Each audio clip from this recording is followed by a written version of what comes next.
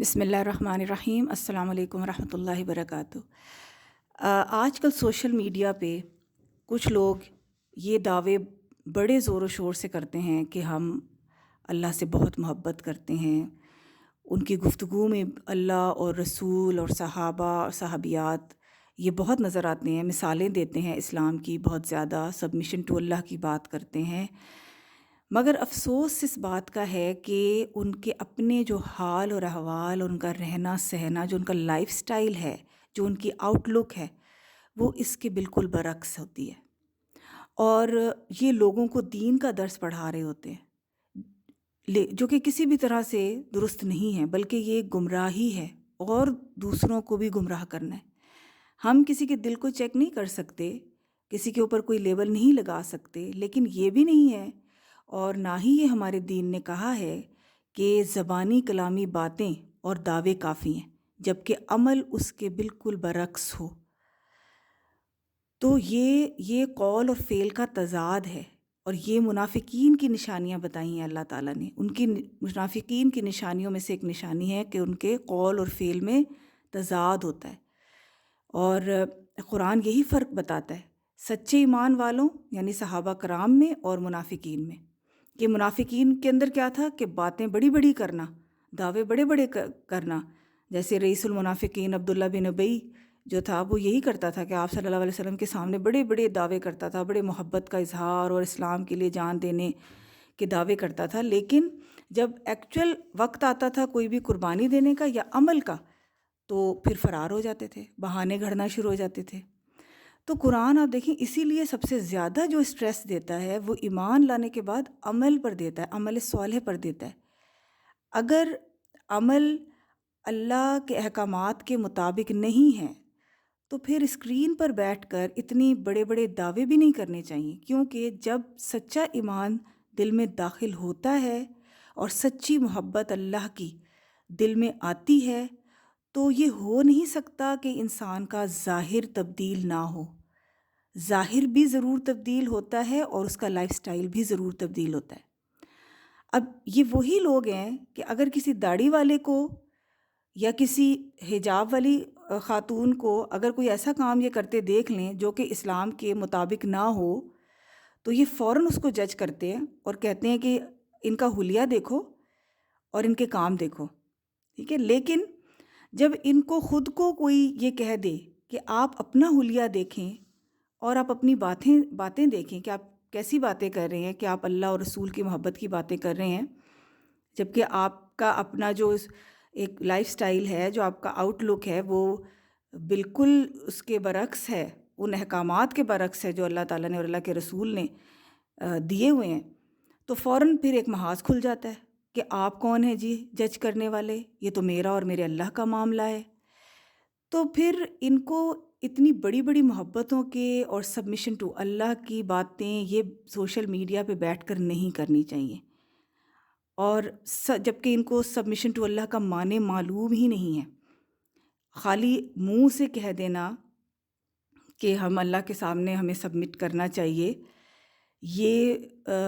کافی نہیں ہے، اور یہ اتنا آسان نہیں ہے، یہ جہاد ہے، اور اس میں سب سے بڑا اور پہلا جو بڑا جہاد ہے وہ اپنے نفس کے ساتھ جہاد ہے، یعنی اپنے نفس کو اللہ کے تابع کرنا۔ اور اپنے نفس کو اللہ کے تابع کرنے کے معنی کیا ہیں؟ کہ ہماری اپنی ذاتی ساری خواہشات، کہ میرا یہ کھانے کو دل کرتا ہے، یا کچھ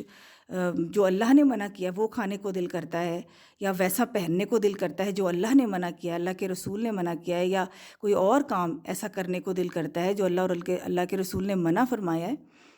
اس سے رک جانا۔ اور ظاہر ہے یہ نفس کو مارنا ہے، اور یہ ایک مشکل کام ہے، جیسے کہ صحابہ کرام نے اپنے آپ کو سبمٹ کیا تھا اللہ کے سامنے، وہ تھی سبمیشن، کہ اپنی ہر چیز انہوں نے روایات سے لے کے اور اپنا رہن سہن اور لائف سٹائل سب کچھ انہوں نے اللہ تعالیٰ اور اللہ کے رسول کے بتائے ہوئے احکامات کے مطابق بدل دیا، تبدیل کر دیا۔ تو آپ دیکھیں دنیا میں تو جب بھی کوئی محبت کا دعویٰ کرتا ہے تو فوراً ہم یہ دیکھنے لگتے ہیں کہ یہ ہماری خاطر کیا کچھ کر سکتا ہے، ٹھیک ہے۔ جیسے ہماری اولاد ہو تو اگر وہ ہم سے کہتے ہیں کہ جی ہم آپ سے محبت کرتے ہیں، تو ہم دیکھتے ہیں نا کہ یہ ہمارے کہنے کے مطابق کتنا چلتے ہیں، ہمارا کہنا کتنا مانتے ہیں. شوہر ہو تو وہ کیا دیکھتی ہیں، شوہر میں بیویاں خصوصاً کیا دیکھتی ہیں کہ زبانی کلامی بس دعوے ہی ہیں شوہر کے، یا کچھ کوئی تحفے تحائف بھی دیتے ہیں، یا ہماری فرمائشیں بھی پورے کرتے ہیں یا نہیں، یا صرف زبانی کلامی بس یہ کہہ دینا کہ جی مجھے تو تم سے محبت ہے یا جو بھی. یہ کافی ہوتا ہے کیا بیویوں کے لیے؟ تو اللہ تعالیٰ نے قرآن میں فرما دیا کہ اگر تم یہ دعویٰ کرتے ہو کہ تم اللہ سے محبت کرتے ہو تو پھر کیا کرو؟ اطیعوا اللہ، اللہ کی اطاعت کرو.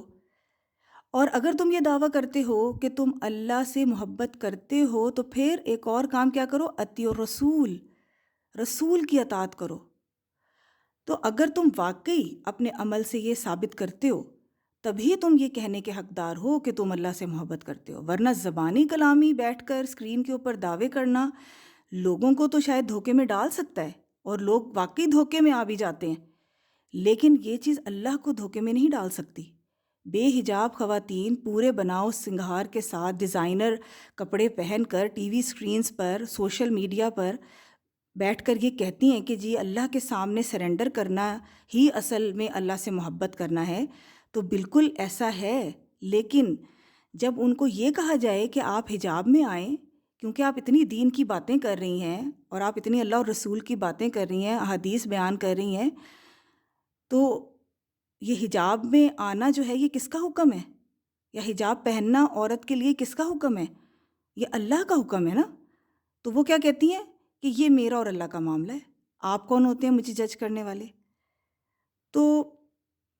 یہ بات یاد رکھیں کہ یہ آپ کا اور اللہ کا معاملہ تب تک تو ہے جب تک کہ آپ اپنے گھر میں اندر ہیں. جو مرضی آپ کریں، جیسے مرضی آپ پھریں، جو مرضی آپ پہنیں، لیکن جیسے ہی آپ پبلک میں آتی ہیں، آ کر لوگوں کے سامنے